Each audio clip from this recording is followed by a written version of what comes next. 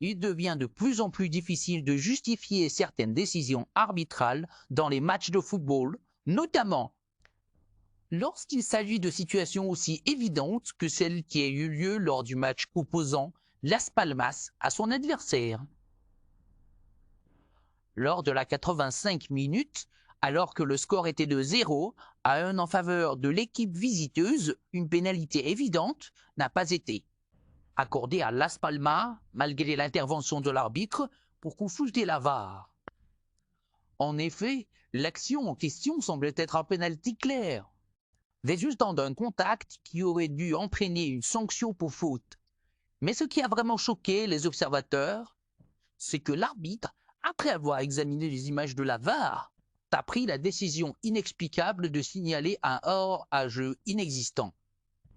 Alors même que la technologie semi-automatique de détection du hors-à-jeu, qui est désormais utilisée dans les matchs professionnels, n'a pas signalé un tel hors-à-jeu.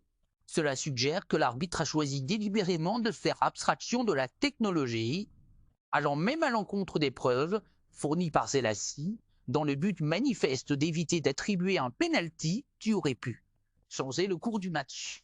Il est d'autant plus scandaleux que dans une situation aussi claire, où la VAR et la technologie moderne sont censées assurer des décisions justes et précises, l'arbitre semble avoir fait fi de ces outils et pris une décision subjective et pour le moins discutable.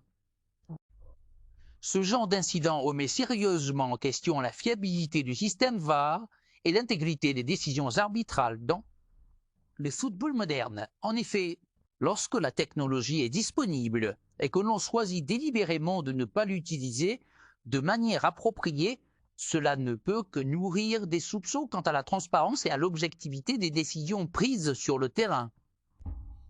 Le fait qu'un tel incident se produise avec une fréquence croissante dans les compétitions de haut niveau suscite les entraîneurs et surtout les supporters qui voient leurs équipes lésées par des erreurs d'arbitrage qui pourraient être évitées. Dans ce cas précis, la question qui se pose est de savoir pourquoi l'arbitre, après avoir eu l'opportunité de revoir l'action avec la VAR, a décidé de se détourner de la réalité des faits, visiblement influencé par des raisons autres que celles liées à l'objectivité du jeu. Ainsi, cet incident n'est pas seulement un exemple d'une mauvaise prise de décision en matière d'arbitrage, mais aussi un reflet inquiétant des failles du système VAR et de la manière dont il peut être manipulé ou ignoré dans certaines situations.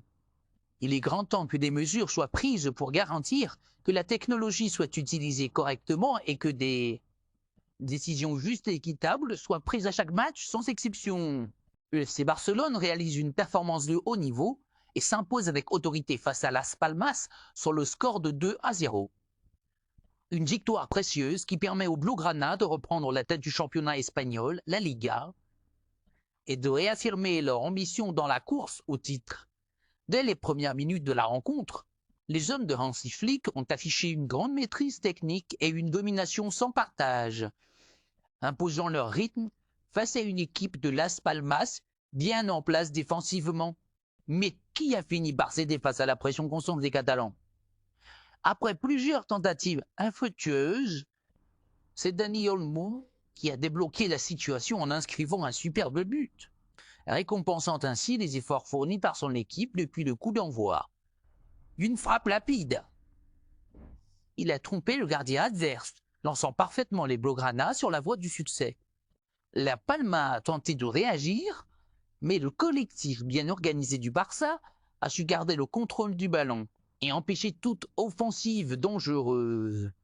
Les Catalans ont continué à mettre la pression sur la défense adverse, cherchant à doubler la mise pour se mettre définitivement à l'abri. Après plusieurs offensives bien construites et quelques occasions manquées, c'est finalement Ferran Torres qui a scellé la victoire des siens en inscrivant le deuxième but, confirmant ainsi la supériorité du FC Barcelone dans cette rencontre. Avec cette victoire, le Barça réalise une excellente opération au classement et s'empare à nouveau de la première place de la Liga, dépassant ses rivaux et envoyant un message fort à la concurrence. Ce succès illustre non seulement la montée en puissance de l'équipe, mais aussi la cohésion et la détermination du groupe qui continue de prouver semaine après semaine qu'il possède les qualités nécessaires pour aller chercher un nouveau sacre.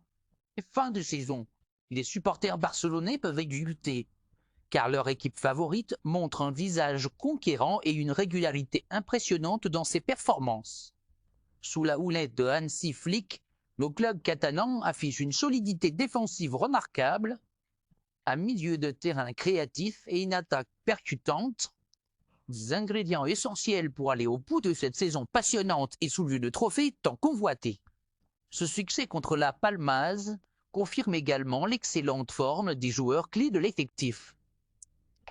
Avec Dani Olmo et Ferran Torres, qui s'illustrent de plus en plus comme des éléments incontournables de l'attaque barcelonaise.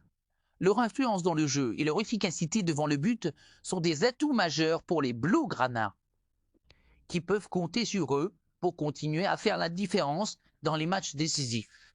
Le FC Barcelone, désormais leader du championnat, doit maintenant garder cette dynamique positive et enchaîner les victoires pour maintenir son avance et décrocher le titre. Chaque match sera une bataille, mais avec un tel état d'esprit et une telle qualité de jeu, les Blaugrana semblent plus que jamais déterminés à s'imposer comme la meilleure équipe d'Espagne cette saison.